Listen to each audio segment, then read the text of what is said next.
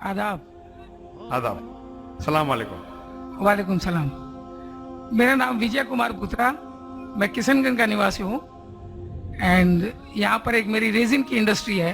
By profession I am an entrepreneur. माशाल्लाह।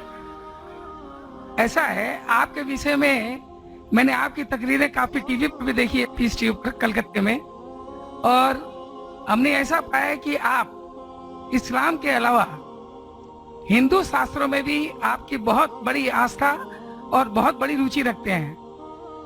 मेरे में ये जानने की उत्सुकता है कि आपकी ये उत्सुकता हिंदू शास्त्र के प्रति कब आई और क्यों आई, इसके विषय में मुझे आपसे थोड़ा भाई साहब का सवाल है कि उन्होंने मुझे टीवी पे कलकत्ता में कई बार देखा है और ये जाना है कि इस्लाम के अलावा मैं दीगर मज़हब के बारे में बात करता हूँ और हिंदू धार्मिक किताबों के बारे में भी मैं इल्म रखता हूँ।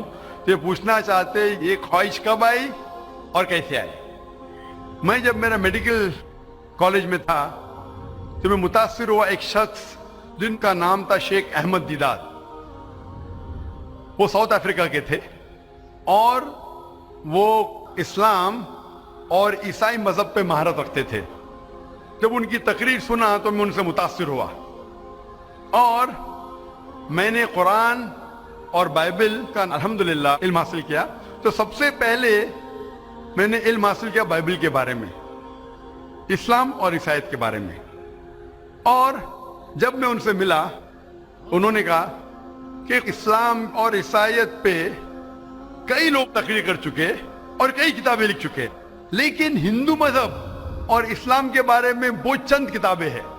उन्होंने दरखास्त की कि बेटा ईसाईयत के अलावा दिगर मज़ाहिब के बारे में आप मुताला कीजिए और उनको भी पैगाम पहुंचाइए।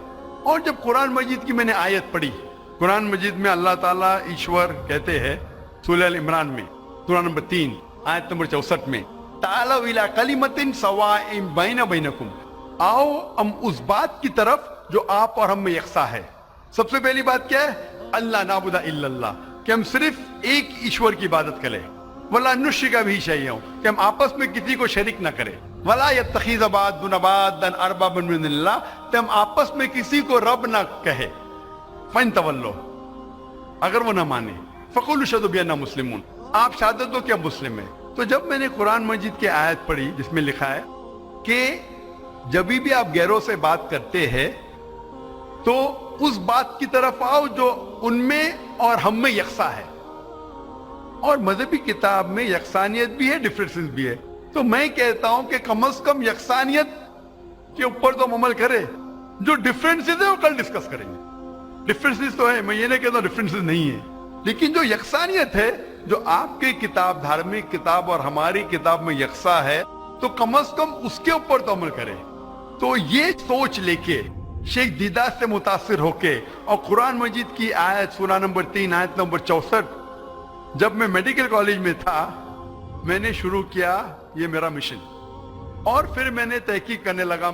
ईसाईयत मजहब का तो इतने अच्छे से मुताला किया था शेख अहमद दीदार ने कि मुझे ज्यादा तहकीक करने की जरूरत नहीं पड़ी, लेकिन मैं तहकीक शुरू किया हिंदू मजहब के बारे में। फिर मैंने हिंदू विद्वान की स्कॉलर्स की किताबें पढ़ने लगी और ढूंढने लगा क्या यकसा है।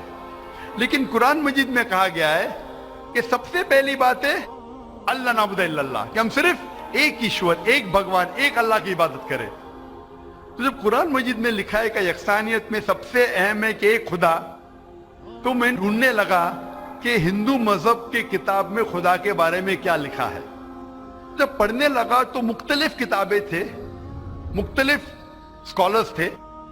मुख्तलिफ स्कॉलर्स को पढ़ने के बाद पता चला कि एक होता है कि मजहब को जानना किताबों के जरिए और एक मजहब के मानने वालों के जरिए। कभी भी मजहब को जानने के लिए मजहब के मानने वालों को मत देखो, हो सकता है वो मानने वाले खुद नहीं जानते कि उनका मजहब क्या कहता है। तो मजहब को जानने के लिए सबसे बेहतरीन तरीका है कि मजहब की किताबों का मुताला करें। तो मैंने हिंदू मजहब की किताबों का मुताला करना शुरू किया, वेद का, उपनिषद का, भगवत गीता का, रामायण का, महाभारत का।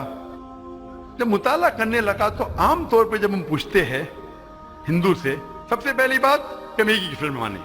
आम हिंदू से पूछते हैं कि कितने भगवान में आप मानते हैं, तो कुछ हिंदू कहेंगे 3, कुछ कहेंगे 100, कुछ कहेंगे 1000, कुछ कहेंगे 33 करोड़।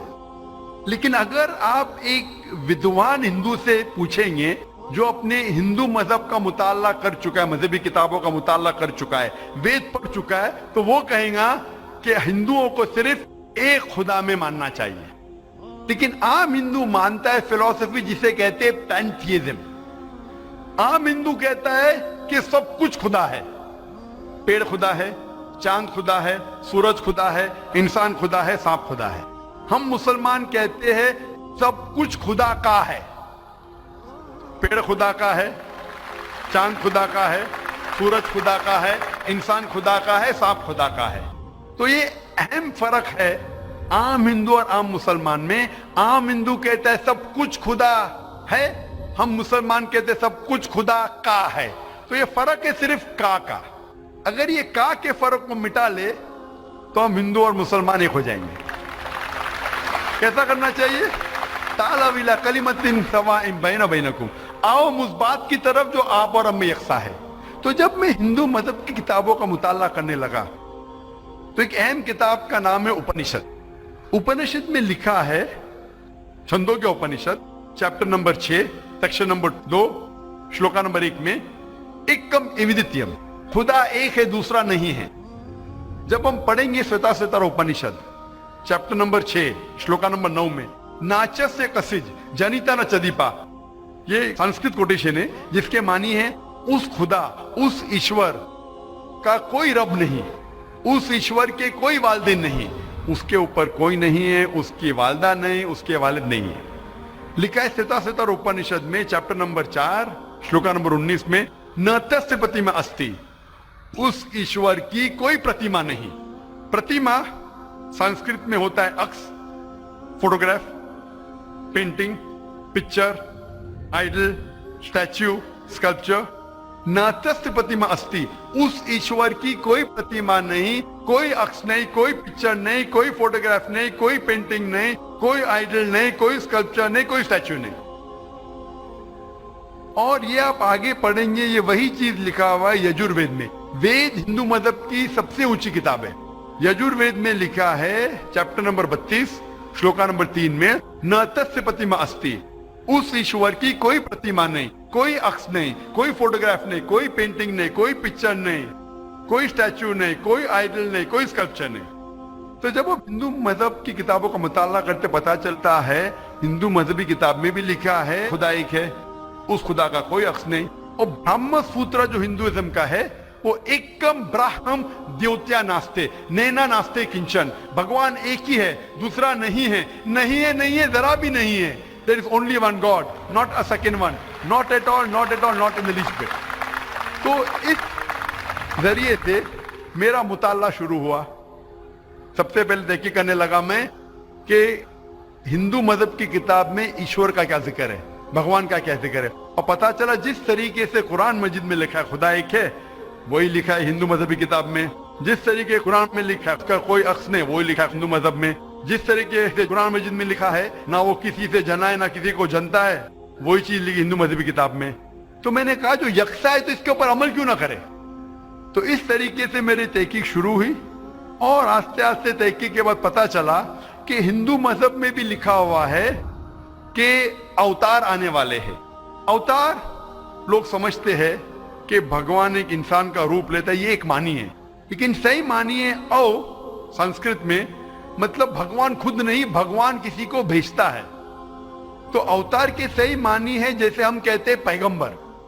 तो भगवान ने, ईश्वर ने कई पैगंबर भेजे और आखिरी पैगंबर का जिक्र हिंदू मजहबी किताब में है, कई किताबों में है, वेद में है, उपनिषद में है।